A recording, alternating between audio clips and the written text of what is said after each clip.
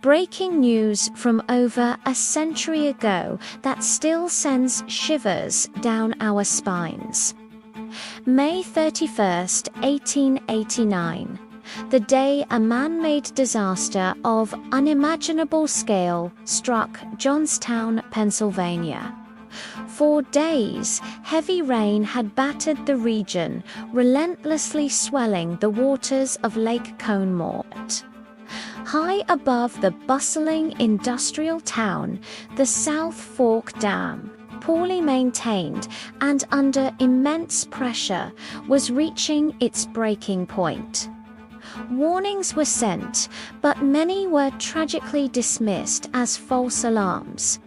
Then, at 3:10 p.m., the dam failed.